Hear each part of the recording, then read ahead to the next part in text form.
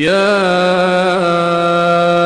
أيها النبي اتق الله ولا تطع الكافرين والمنافقين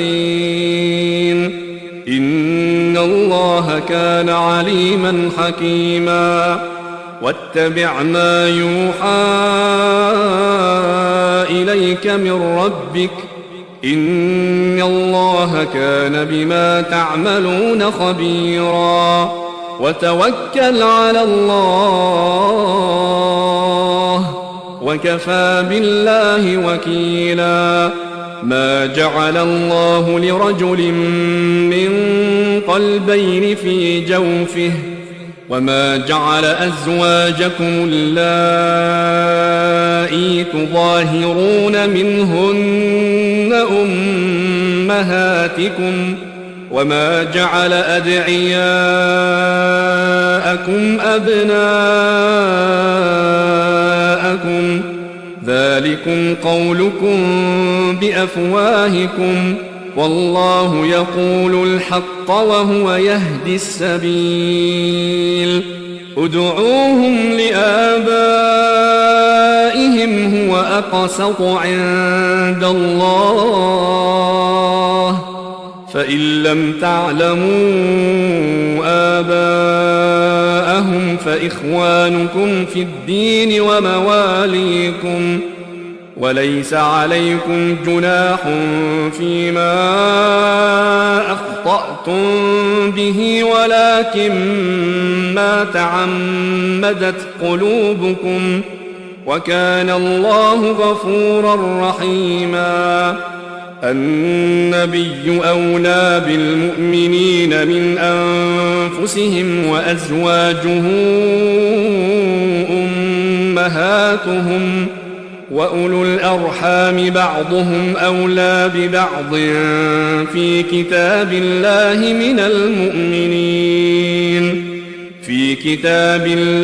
من المؤمنين والمهاجرين إلا أن تفعلوا إلى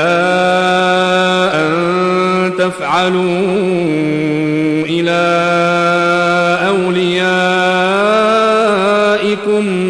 معروفا كان ذلك في الكتاب مسطورا وإذ أخذنا من النبيين ميثاقهم ومنك ومن نوح وإبراهيم وموسى وعيسى بن مريم وأخذنا منهم ميثاقا غليظا ليسأل الصادقين عن صدقهم وأعد للكافرين عذابا أليما يا أيها الذين آمنوا اذكروا نعمة الله عليكم إذ جاءتكم جنود فأرسلنا عليهم ريحا وجنودا لم تروها وكان الله بما تعملون بصيرا إذ جاءوكم من فوقكم ومن أسفل منكم وإذ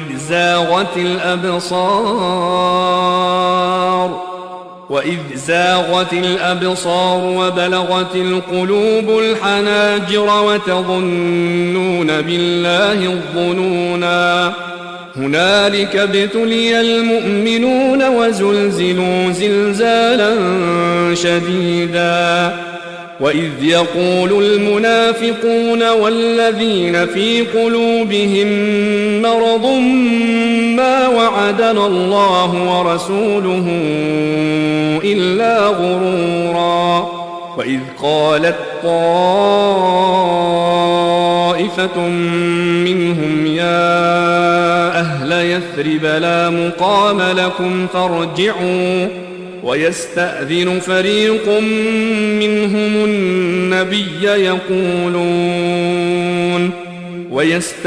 فريق منهم النبي يقولون إن بيوتنا عورة وما هي بعورة إن يريدون إلا فرارا ولو دخلت عليهم من أقطارها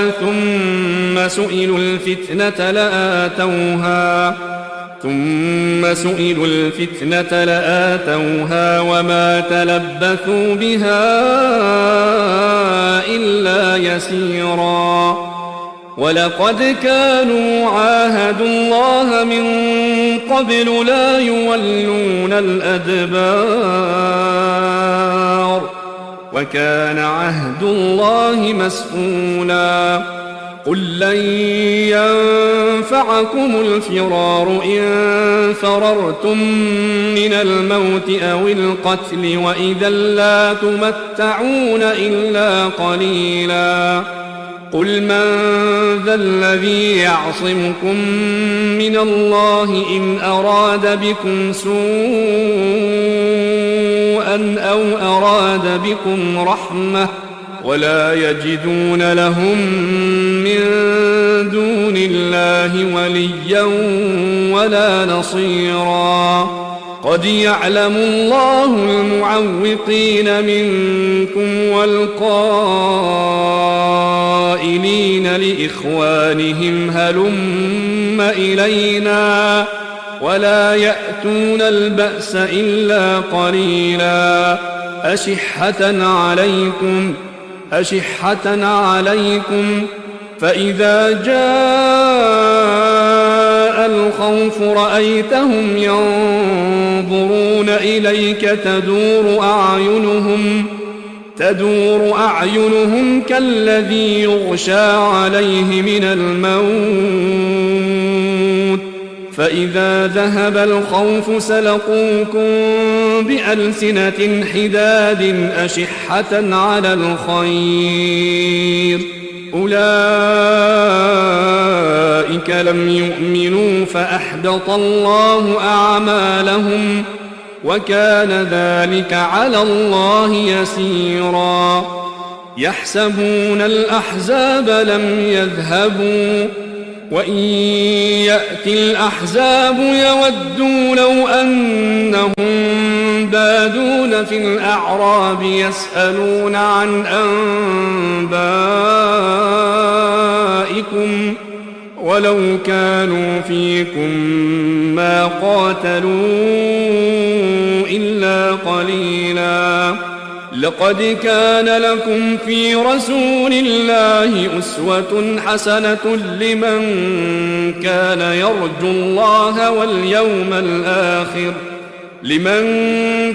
يرجو الله واليوم الآخر وذكر الله كثيرا ولما رأى المؤمنون الأحزاب قالوا هذا ما وعدنا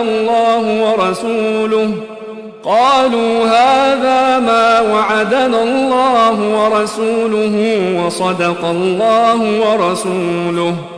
وما زادهم إلا إيمانا وتسليما من المؤمنين رجال صدقوا ما عاهدوا الله عليه فمنهم من قضى نحبه ومنهم من ينتظر وما بدلوا تبديلا ليجزي الله الصادقين بصدقهم ويعذب المنافقين إن شاء أو يتوب عليهم إن الله كان غفورا رحيما ورد الله الذين كفروا بغيظهم لم ينالوا خيرا وكفى الله المؤمنين القتال وكان الله قويا عزيزا وأنزل الذين ظاهروهم من أهل الكتاب من صياصيهم وقذف في قلوبهم الرعب فريقا تقتلون وتأسرون فريقا وأورثكم أرضهم وديارهم وأموالهم وأرضا لم تطئوها وكان الله على كل شيء قديرا. يا أيها النبي قل لأزواجك إن كنتن تردن الحياة الدنيا وزينتها فتعالين أمتعكن وأسرحكن سراحا جميلا. وإن كنتن تردن الله ورسوله والدار الآخرة فإن الله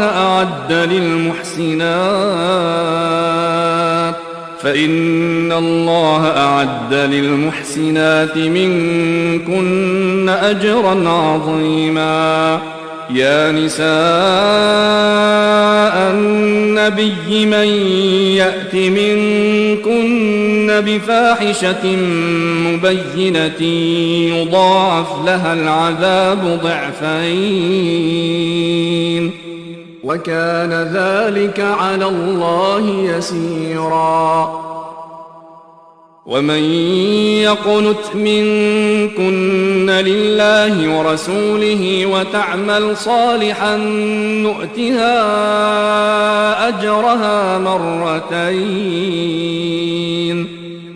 نؤتها أجرها مرتين وأعتدنا لها رزقا كريما. يا نساء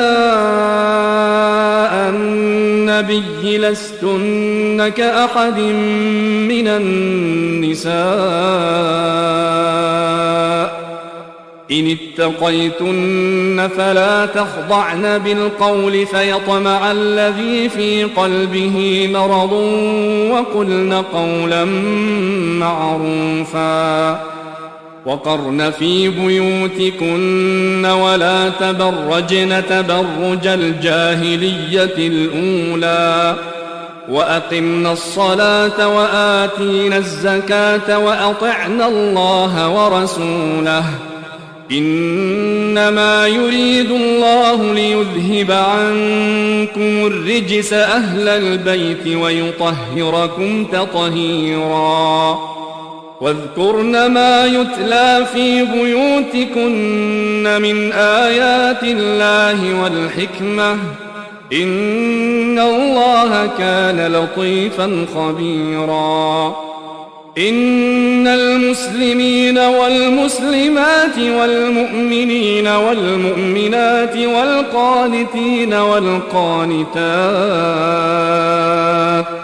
والقانتين والقانتات والصادقين والصادقات والصابرين والصابرات والخاشعين والخاشعات والمتصدقين والمتصدقات والصائمين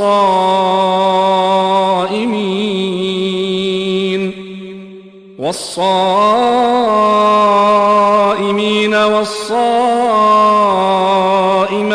والحافظين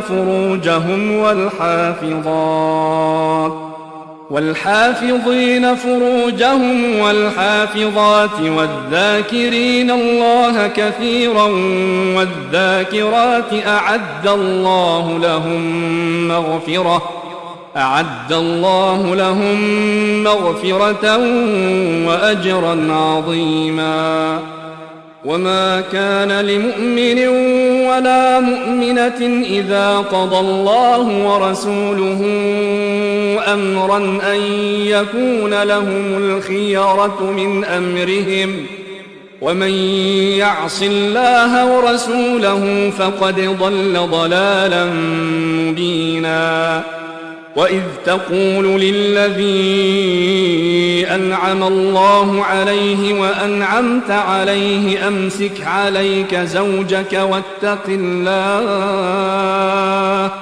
واتق الله وتخفي في نفسك ما الله مبديه وتخشى الناس والله أحق أن تخشاه.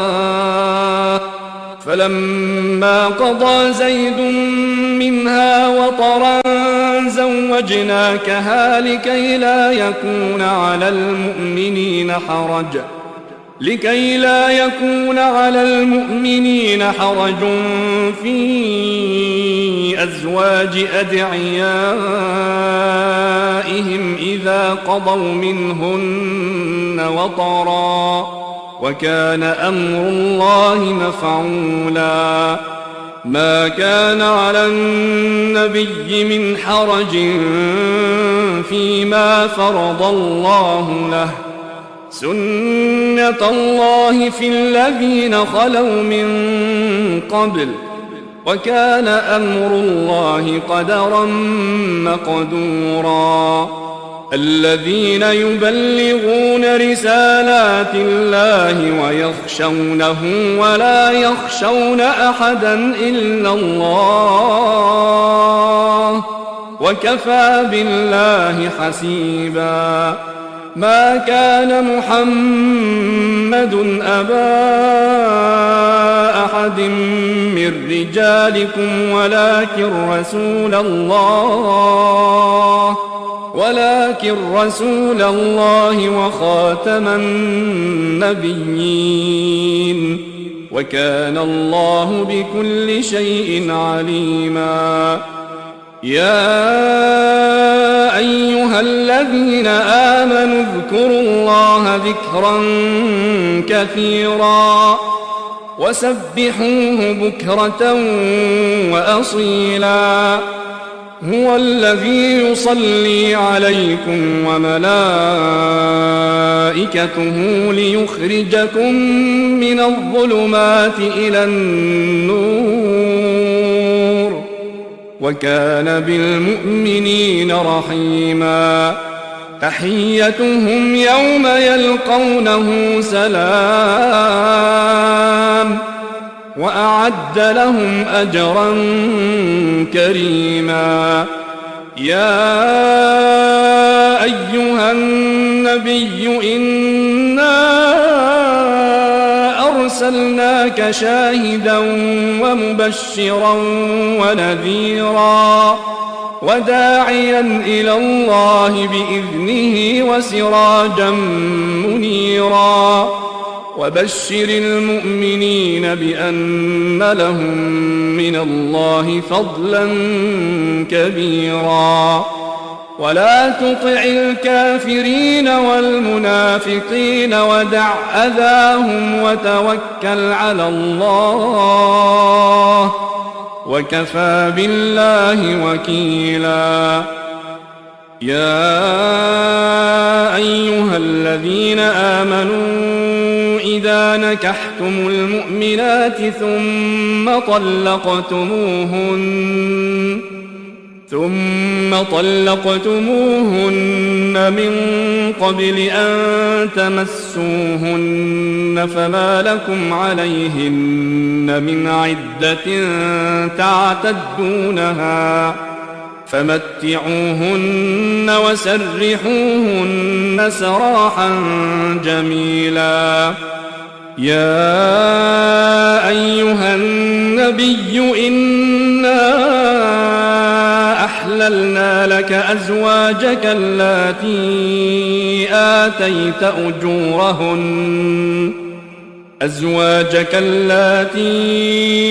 آتيت أجورهن وما ملكت يمينك مما أفاء الله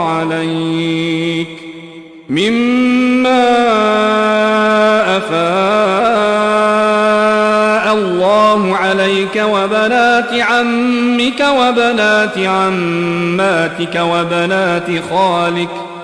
وبنات خالك وبنات خالاتك اللاتي هاجرن معك وامرأة مؤمنة إن وهبت نفسها للنبي وامرأة مؤمنة إن وهبت نفسها للنبي إن أراد النبي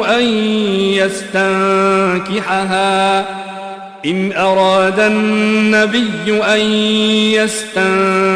يستنكحها خالصة لك من دون المؤمنين. قد علمنا ما فرضنا عليهم في أزواجهم وما ملكت أيمانهم لكي لا يكون عليك حرج، وكان الله غفورا رحيما. ترجي من تشاء منهن وتؤوي إليك من تشاء، ومن ابتغيت ممن عزلت فلا جناح عليك. ذلك أدنى أن تقر أعينهن ولا يحزن ويرضين بما آتيتهن كلهن، والله يعلم ما في قلوبكم، وكان الله عليما حليما. لا يحل لك النساء من بعد ولا أن تبدل بهن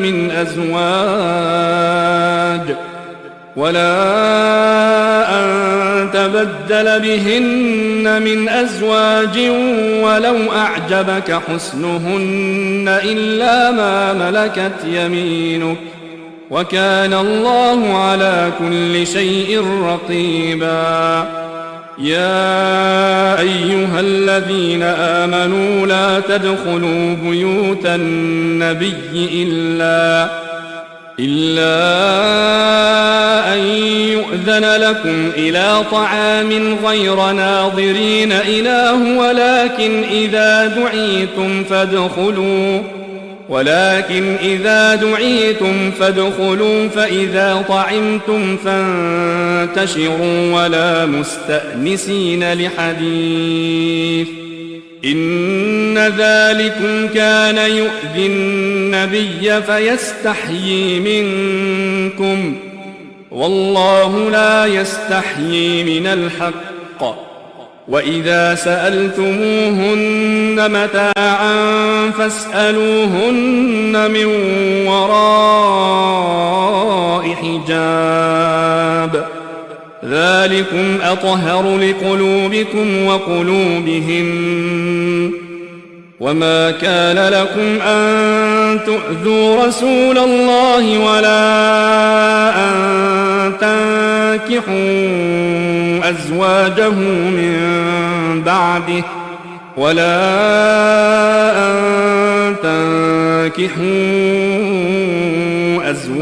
من بعده أبدا، إن ذلكم كان عند الله عظيما.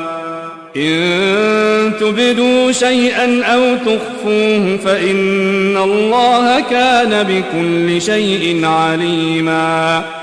لا جناح عليهن في آبائهن ولا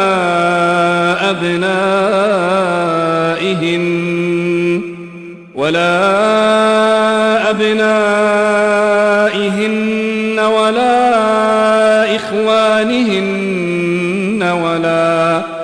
ولا أبناء إخوانهن ولا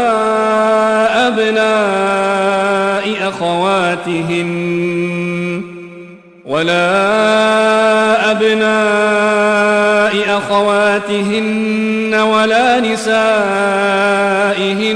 ولا ما ملكت أيمانهن، واتقين الله،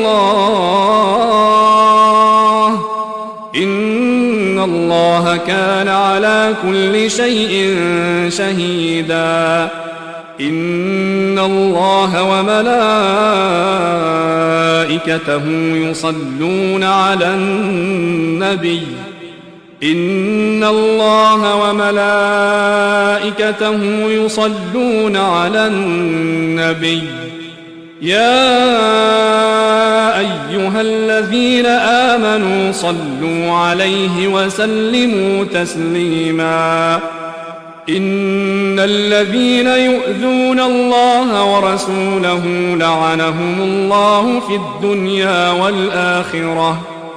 لعنهم الله في الدنيا والآخرة وأعد لهم عذابا مهينا والذين يؤذون المؤمنين والمؤمنات بغير ما اكتسبوا فقد احتملوا بهتانا وإثما مبينا يا أيها النبي قل لأزواجك وبناتك ونساء المؤمنين يدنين عليهن من جلابيبهن ذلك أدنى أن يعرفن فلا يؤذين وكان الله غفورا رحيما لئن لم ينته المنافقون والذين في قلوبهم مرض والمرجفون في المدينة لنغرينك بهم ثم لا يجاورونك فيها إلا قليلا ملعونين أينما ثقفوا أخذوا وقتلوا تقتيلا سنة الله في الذين خلوا من قبل ولن تجد لسنة الله تبديلا يسألك الناس عن الساعة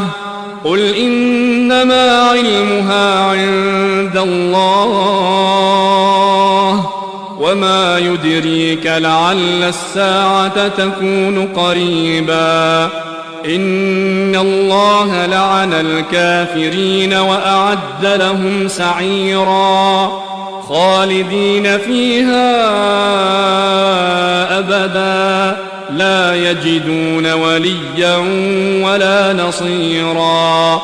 يوم تقلب وجوههم في النار يقولون يا ليتنا أطعنا الله وأطعنا الرسولا وقالوا ربنا إنا أطعنا سادتنا وكبراءنا فأضلونا السبيلا ربنا آتهم ضعفين من العذاب والعنهم لعنا كبيرا يا أيها الذين آمنوا لا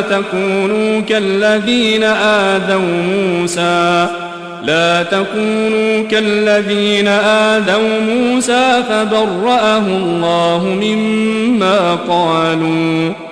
وكان عند الله وجيها يا أيها الذين آمنوا اتقوا الله وقولوا قولا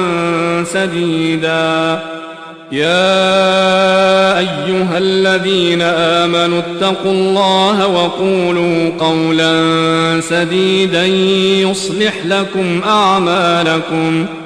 يصلح لكم أعمالكم ويغفر لكم ذنوبكم ومن يطع الله ورسوله فقد فاز فوزا عظيما إنا عرضنا الأمانة على السماوات والأرض والجبال فأبين أن يحملنها وأشفقن منها وحملها الإنسان إنه كان ظلوما جهولا ليعذب الله المنافقين والمنافقات والمشركين والمشركات ويتوب الله على المؤمنين والمؤمنات وكان الله غفورا رحيما